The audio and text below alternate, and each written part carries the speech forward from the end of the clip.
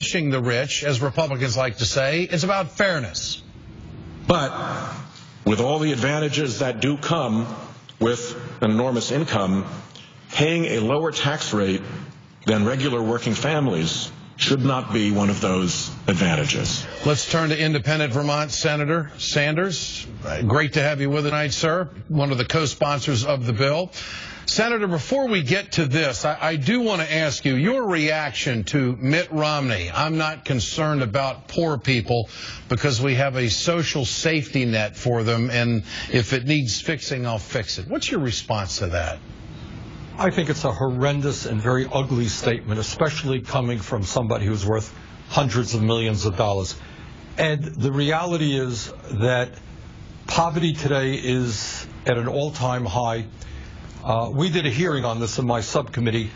If you are in the lowest 20% of the American people, you will die 6.5 years younger than if you're in the top 20%. So poverty in many ways is a death sentence.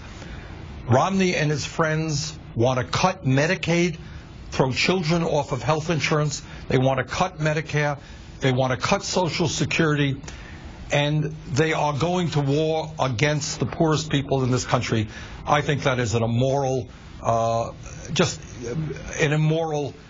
position to take. And while they're going to war against the most vulnerable in our society, they are defending and they want more for the wealthiest Americans when it comes to tax cuts. So is this a good time for the Democrats to get behind the Buffett rule? The president talked about it in the State of the Union address, and now you're a co-sponsor. What do you make of it? I think it's an absolutely opportune time to be addressing these issues. Look, this is what's going on.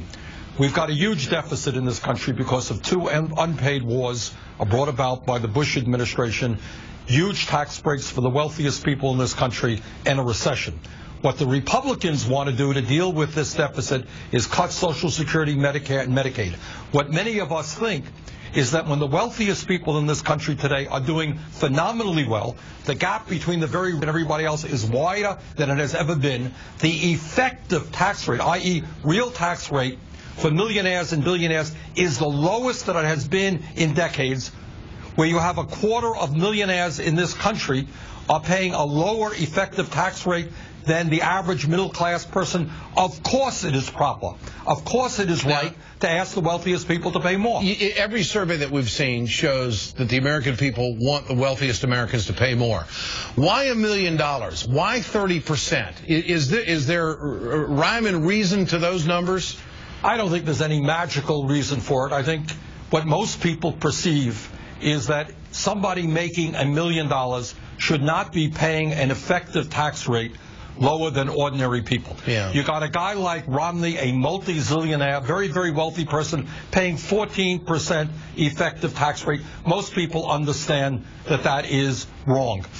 So I think the $1 million is just, it's a number that people understand. I think 30% is a fair number to proceed with. Here's your colleague, Senator Whitehouse, today on the floor. In theory, high-end taxpayers are now paying 35%, and many do. There are a lot of hard-working, high-earning, really great folks out there who are doing well and who are paying the full 35%. Right. But there's a group that's been able to take advantage of a loophole so that they only pay 15%, or in some cases, less. Both of you are singing from the common sense hymnal, no question about it.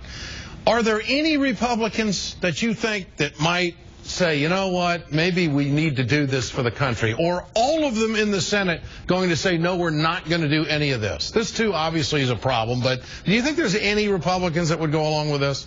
Ed, this is what I think. I don't think there are Republicans who would do it, quote unquote, for the country.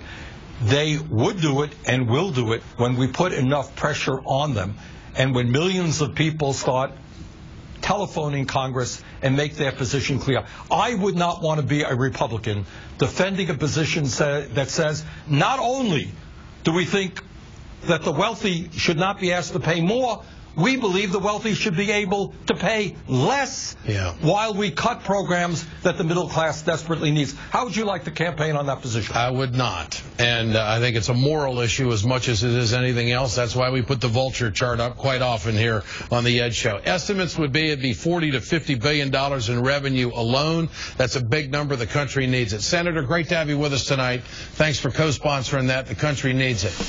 Coming up, Republicans in Indiana score a major victory against unions.